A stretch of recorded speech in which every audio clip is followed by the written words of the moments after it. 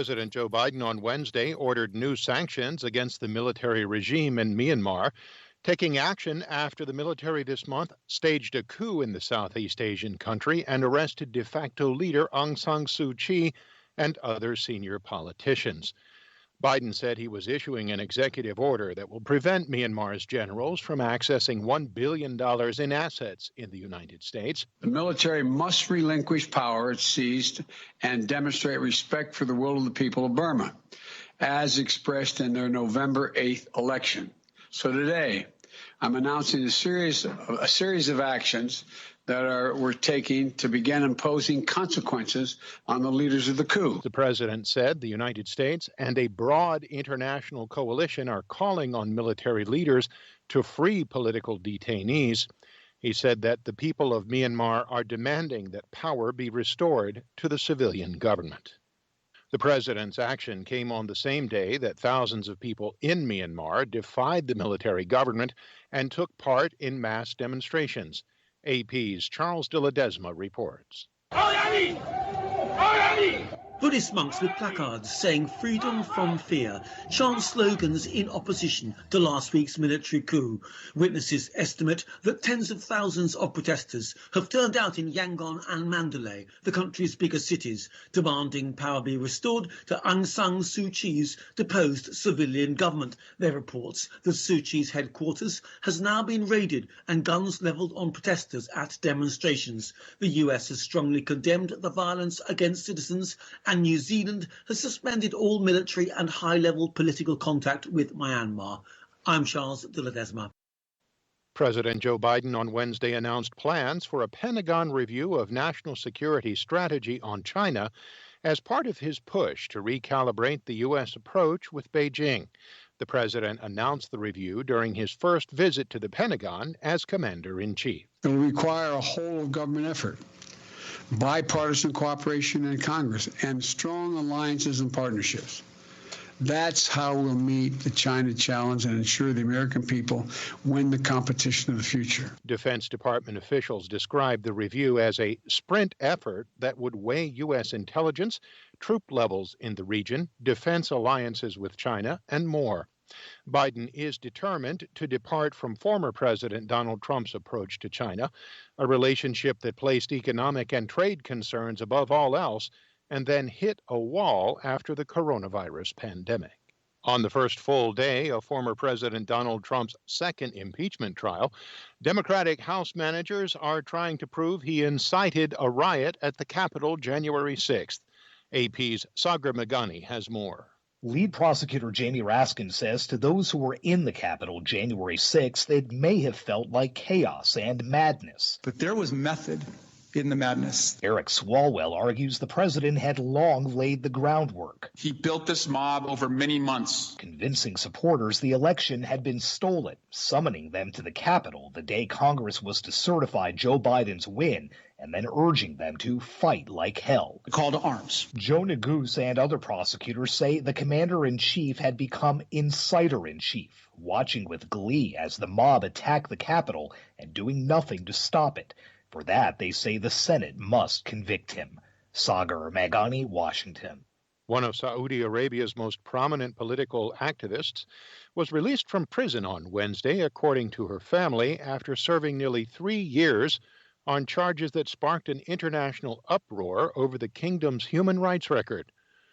Lujain Al-Hatlul, who pushed to end a ban on women driving in the kingdom, was arrested in 2018 and sentenced to almost 6 years in prison last December under a broad counterterrorism law. She was held for 1,001 days with time in pretrial detention and solitary confinement. She was accused of crimes such as agitating for change, using the internet to cause disorder, and pursuing a foreign agenda, charges that rights groups describe as politically motivated. On Wall Street, a mixed day with the Dow Jones Industrials up, but the S&P 500 and the Nasdaq lower.